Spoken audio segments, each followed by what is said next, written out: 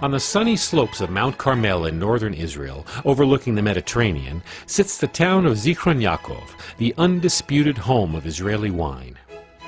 In and around the town are many tiny boutique wineries, as well as Israel's largest, Carmel Mizrahi.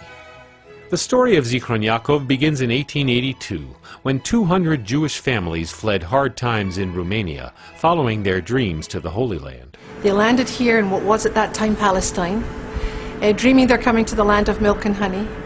And what they actually found here was rampant malaria and a culture that was so different. This was the Ottoman Empire. The families reached out to French Jewish philanthropist Baron Edmond de Rothschild, owner of Chateau Lafite winery in France.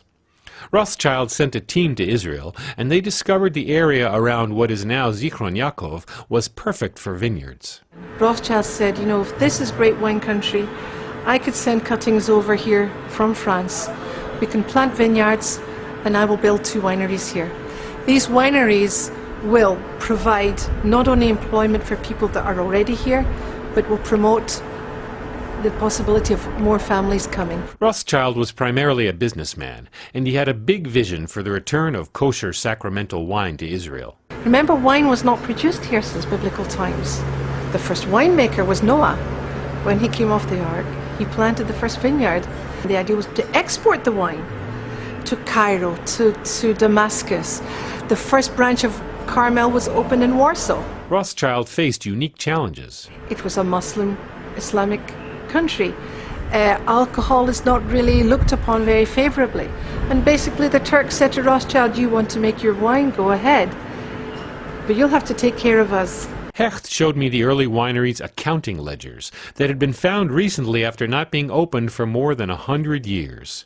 Frequent entries were labeled bakshish, or bribe. A car for the governor of Jerusalem, horses for the sheikh. Here's another, the bakshish is everywhere. Here's a gift of 4 cars for the sheikh. A car was a big deal in 1894, remember. The Carmel winery quickly became one of the largest in the world at that time, and until today all its wines are kosher. From the pressing of the grapes, as soon as the juice begins to flow, till a bottle of wine is sealed, only Sabbath-observant Jewish people can directly handle the wine. Rothschild dug these cellars in 1892, which kept the fermenting wines at the correct low temperature. This was the first industry in Israel to have telephone and electricity. And we can even see down here, you see the remnants of the little pieces of wood where the telephone wires used to come across. All wines used to age in oak, and these days each of these oak barrels costs over $1,100. The less expensive wines ferment in climate-controlled steel vats now, which can each hold up to 200,000 liters. If you go to any winery, whether it's California, South Africa, Australia, you're going to see these stainless steel vats. It reminds us a bit more like a chemical plant than a winery, but this is what you're going to see in wineries nowadays, even in Europe.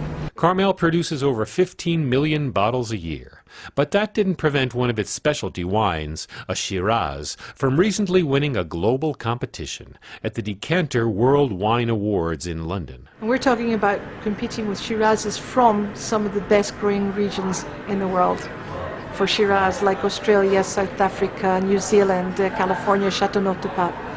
So it was a big, big honor for us. We're still somewhere up in the clouds over that, so the Shiraz Kayumi 2006.